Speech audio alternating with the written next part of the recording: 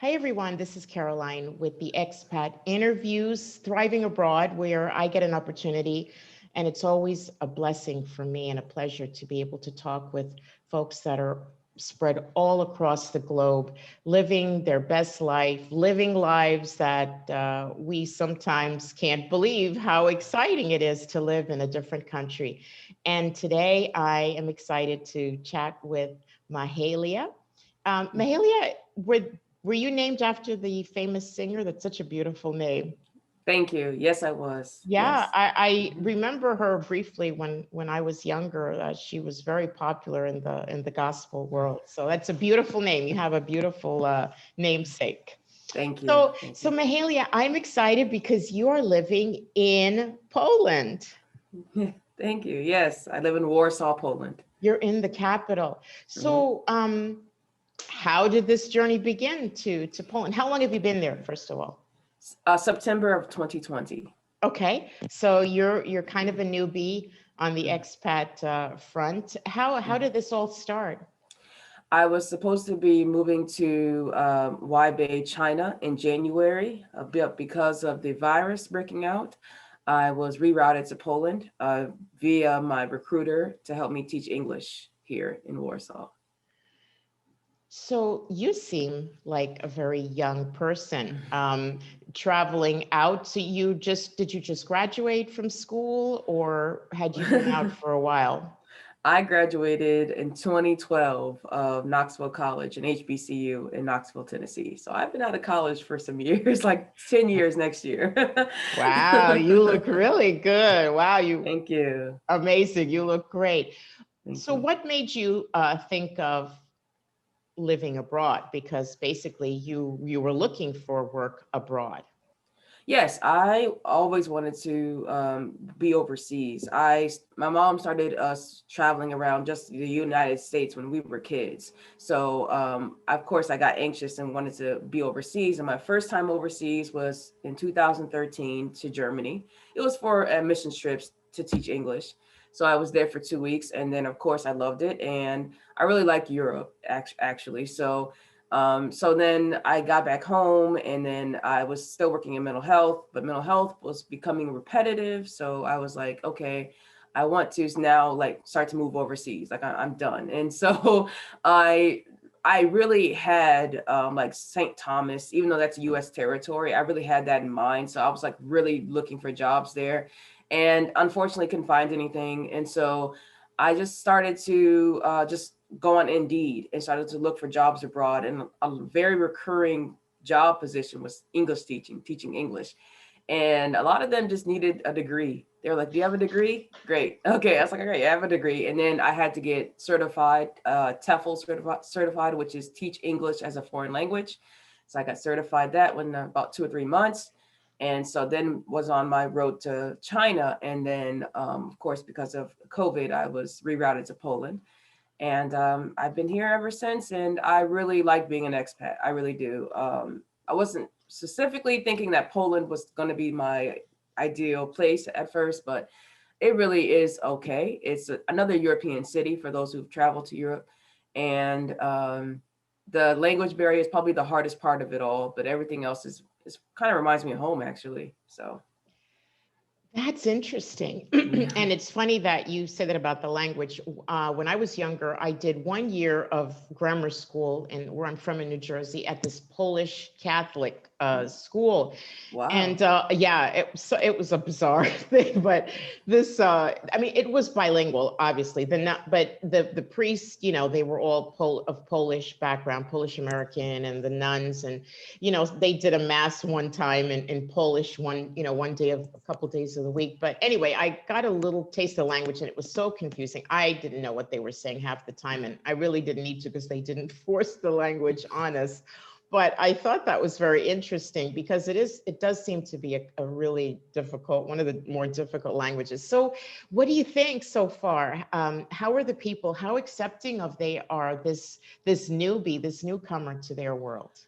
Well, one thing I do because I've traveled a lot is if I have a question, I always try to find a younger person, because a younger person is just more open and they're actually more interested in foreigners. there is a decent population, I would say, of Africans here. So we're not the most unfamiliar people, but as far as like just Black people, it's just not as popular. So I got a lot of stares when I first got here, but I actually was expecting it. I was expecting it. So no one has ever made me feel unsafe or followed me or threatened me or anything like that. So, but I just know to always be aware and be vigilant and everything. So, but as far as like questions being asked, like if I don't know where something is, they are really helpful, especially if they can also speak English. They will like really show you where you're going and everything. So, I've had some really good interactions with that. Um, the food is good. The Polish food is a thing in America. I explain this to my students. We eat pierogies. Um, yeah, so I'm used to some of the customary food. There's some other food that I actually learned about. They do a lot of mulled wine here, which is like hot wine. So I tried that and it's really good. and Oh, that sounds interesting. I'd never heard yeah, of that. Hot and wine. my Oh, hot wine. like sake maybe, like the Koreans drink or Japanese drink that, I think. Yeah, it's so good, and I always go when I'm in Old Town. I always get a cup of it, and then my one of my other friends went down to a place called Zakopane, but it's also here too in Warsaw, where they have I think it's goat cheese or lamb cheese, and they have it with jam, and it's really good too. So there's some like other customary Polish food that I've tried and that I've liked also. So. That's really interesting. On another interview, someone brought up something that you just talked about, the fact that uh, Black Americans per Mhm. se are perceived a little bit differently than maybe the Africans. Sometimes some countries think, wow, you're a Black American, as opposed to Africans, where it's more, not more accepted, but it's just more familiar. Mm. Did you feel, is that the case with you in the short time that you've been there, that people are a little bit more wowed that you're actually an American and not from an African country? I would say some sort of way. Like my students kind of are more interested in my American culture because of the fact of Beyonce and Justin Bieber and Lil Wayne and movies and things. So they're very interested and want to ask me questions in regards to my American culture. I don't really get anything specific as far as commentary in regards to me being a Black American, like specific Black American, but they do ask me certain things about my American culture that we do, up to the food, to the entertainment, and so yeah. What I will say that I think some people automatically think I am African, like direct descendant of Africa. As soon as I speak, I mean before I speak, and then when I speak, they're like, "Oh, you're American, yeah." So I think there is a little bit of a reaction there, but not as anything strong or significant. I don't think, not to me. Yep, yep. Yeah. And your students, how are they adapting to learning this language? Are they eager? Yes, some are kind of like their parents made them, but Yep. my I teach in company, which I teach adults and who already have are working, and then they kind of are mandated to teach English. But my job with them isn't anything like to make sure they learn the best structure of grammar ever. It's really just conversation. So it's not really a huge class on like writing or anything like that. So they love the conversation we have. I come up with lesson plans to talk about my life, to talk about their life, anything else, any current event going on. And then some students really want to learn grammar and everything. So I come up with grammar lessons or vocabulary lessons and then teach in that manner. So it really depends on the student. And then I have my little ones, and I love those classes a lot because I'm just teaching them so much vocabulary, which helps me learn Polish because I have to show a translation, whereas I'm online with them. So I have to show the translation of everything that I'm saying in Polish also. So that helps me pick up on Polish words. So my students are fun. They're How fun. have you run into a lot of American expats there?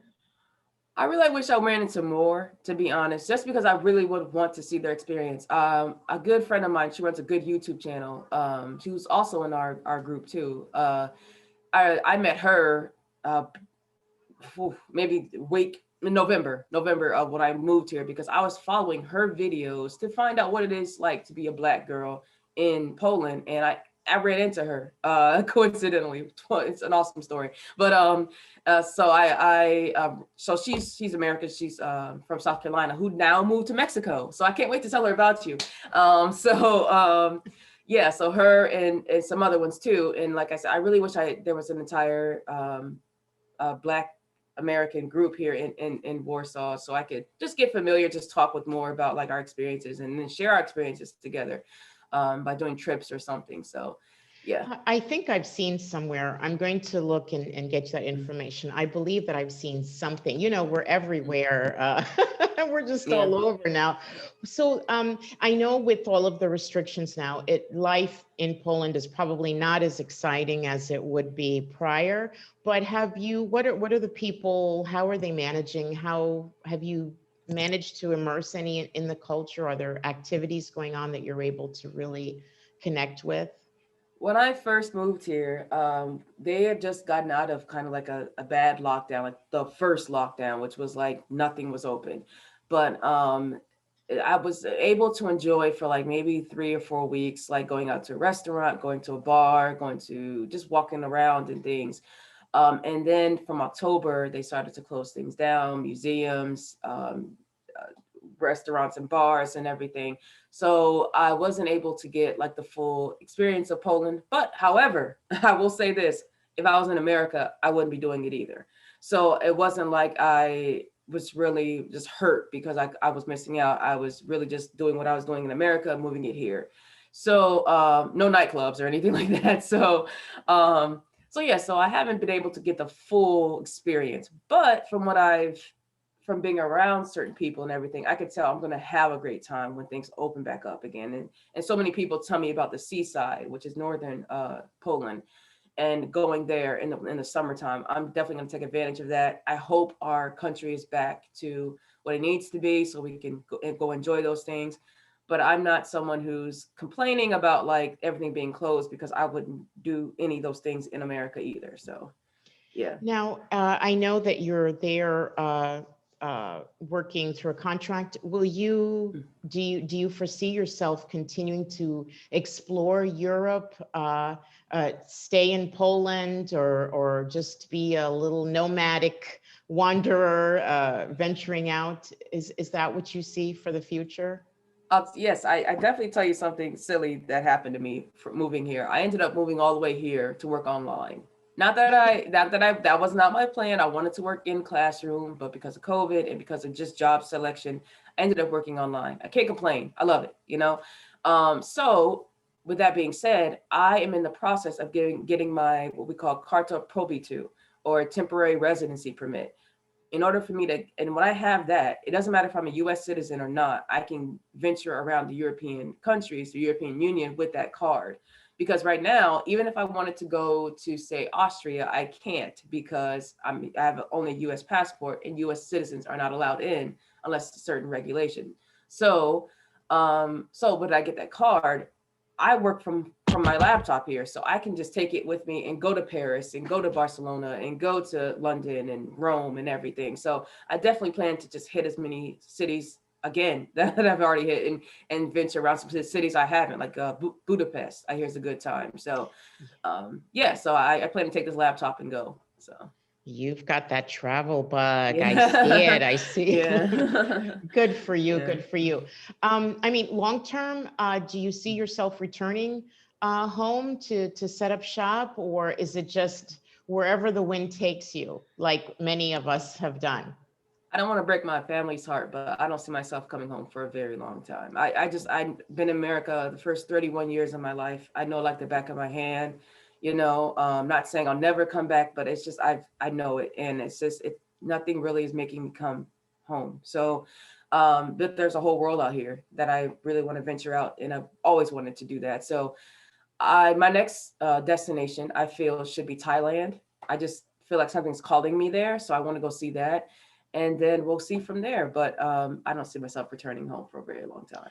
Yeah, So it's really, I share this with you. And again, it's not that those of us that have left our passport countries, say, no, we never want to go back because we hate it. It's just something just so exciting. Once you're out, you're like, wow, okay, I want to know more. I want to see more. I want to do more. It's just an amazing feeling that only, once you've stepped off the plane that you're able to experience it. And along that along those lines, I wanted to ask you if you could share a bit of motivation for someone who might be watching this and thinking, wow, Poland, wow, Europe, wow, can I what can you share? What words of advice would you give someone? I would definitely tell anyone you can go anywhere you want. I understand we have that apprehension because we don't know if we'll be accepted.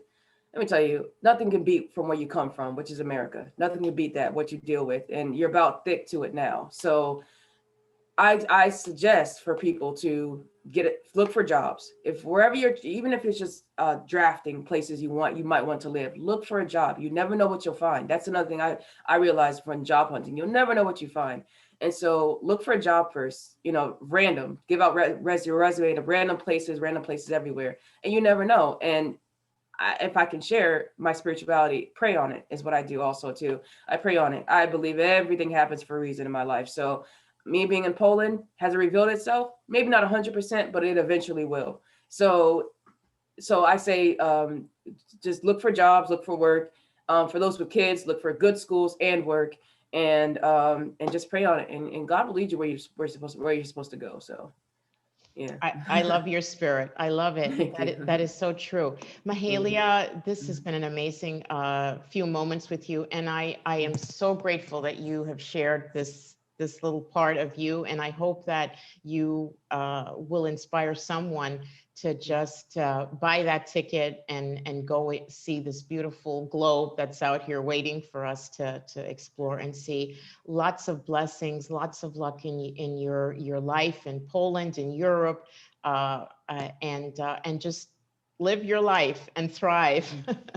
Thank you. And thank you for the interview. I love the opportunity, and I'd love to hear about your stay in Mexico too, because I'm hearing there's a lot of us moving to Mexico. So I'm wondering what's going on there. Like I told you about my other friend, she just went. So I just want to know your experience and everything else. So hopefully we could talk again and I can get We are. Yeah. Thank Thank you so much. I appreciate you. No problem. You have a good day.